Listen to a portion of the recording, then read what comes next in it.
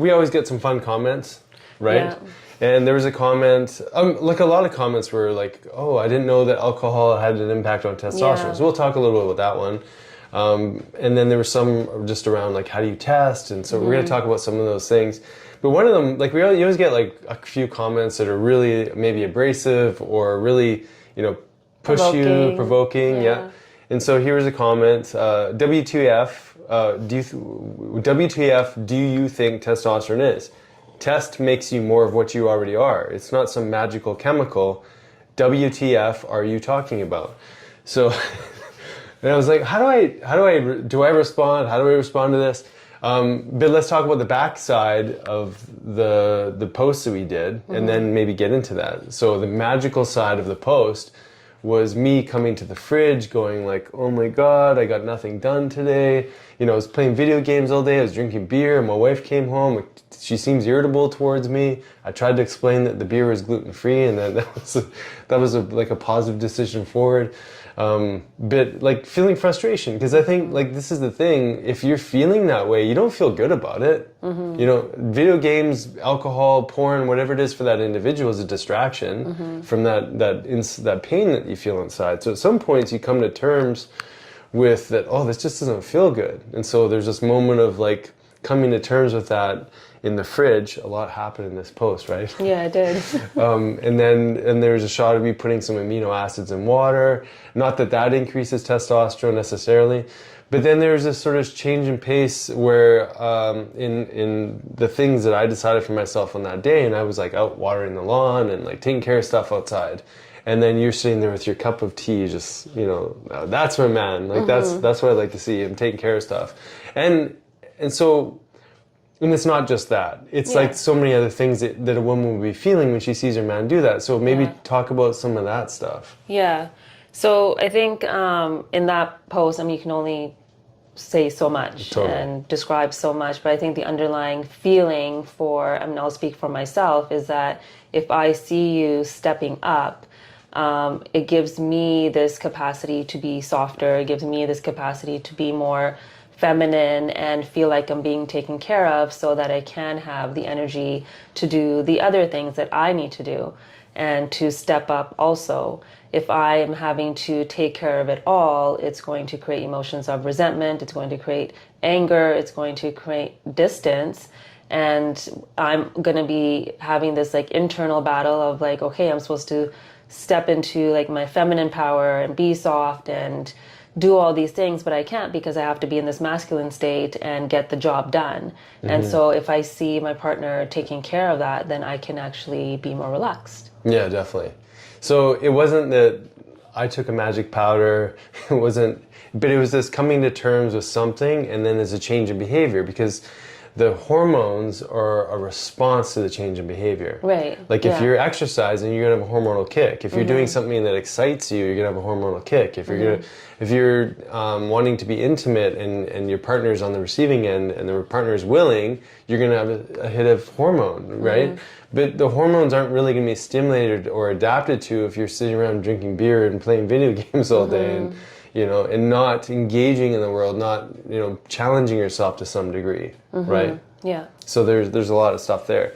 So how do you there's an assessment that men, women can do. It's called the Adams questionnaire, and we'll just run through the typical questions that one would find on this questionnaire. And it's not diagnostic, but it's relating to an ability to see if someone is hypogonadal, meaning they're not secreting the androgen hormones to a degree that would support healthy living, right? So for those of you watching and for those of you just listening, maybe take a moment when we ask these questions to ask yourself these questions and answer yes or no. So the first one is, do you have decreasing libido, which is your sex drive?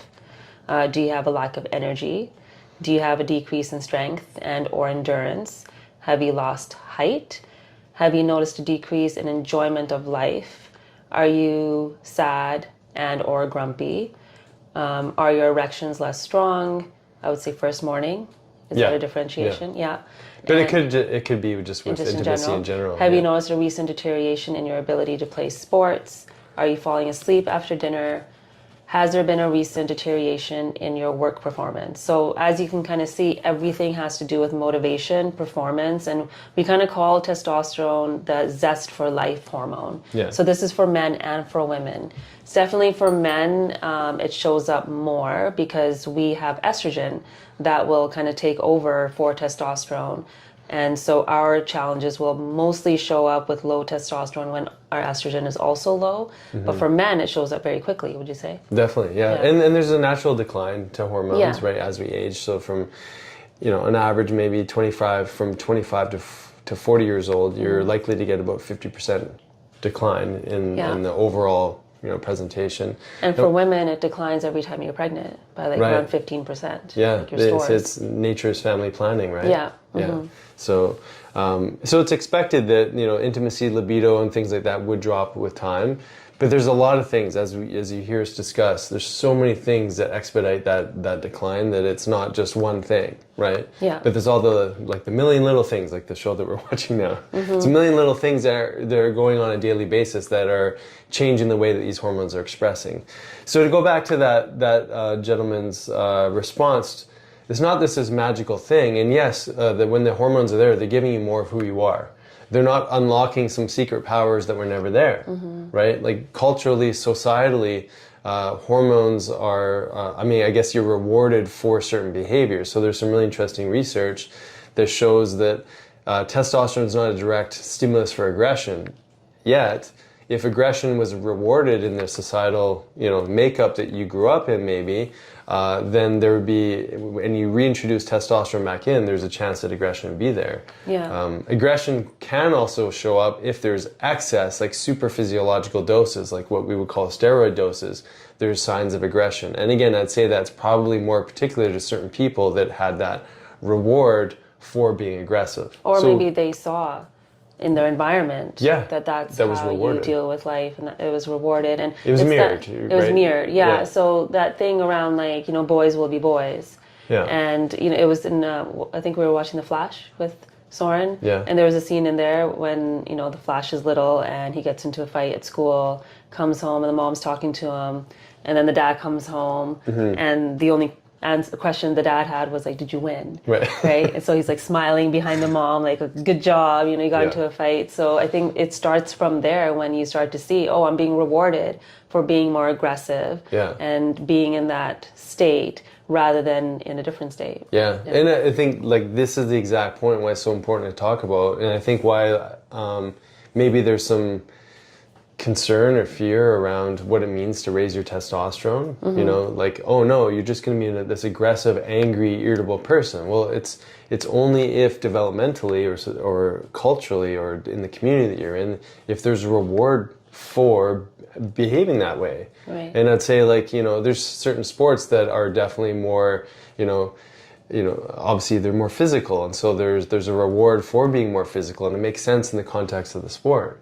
And if that's your reality, you may also display some of those behaviors when testosterone's higher out in that community setting. And so it's a very individual experience, I think, for the testosterone. So I have a question. So if we look back in history and some of the challenges as a society that we've had to face along like wars and making sure that your people are safe and all the way from like caveman. I mean, I don't know the trajectory of men's behavior, but in today's world, there really isn't that fight for every man. For sure. And not every individual will maybe have access to or have the opportunity to play sports, because I think sports is a way that a lot of people can get their emotions out, raise that testosterone, utilize the testosterone.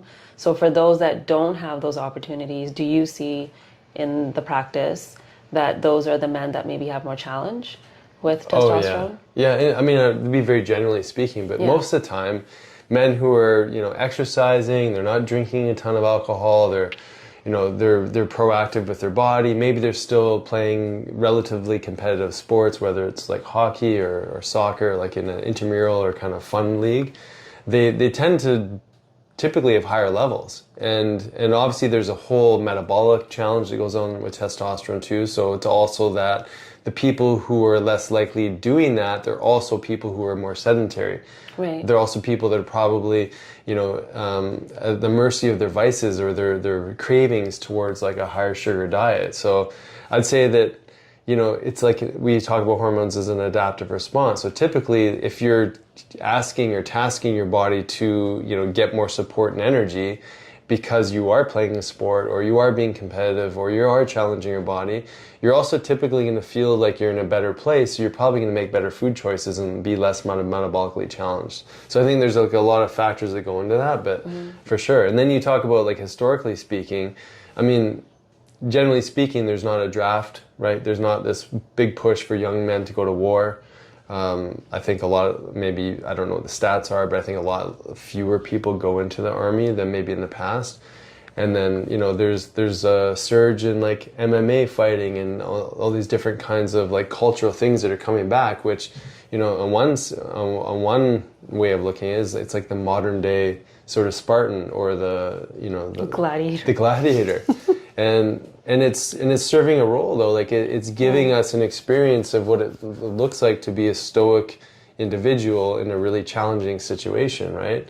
And so I think sports and competition are so important for healthy hormone adaptation. Whether or not you want to be like getting injured in a ring, that's obviously that's a very personal thing. But the point is that competition and that sense of, a fight, a sense of like needing to raise aggression is going to be a stimulus for testosterone. And it's not going to give you some superpower. It's just giving you, it is, like I agree with that comment, it's giving you more of who you are, right? It's giving you more energy to be more vital, to have more focus, to be able to put muscle on. Like it feels good, women too, to be able to put muscle on your body and feel stronger in your body, right?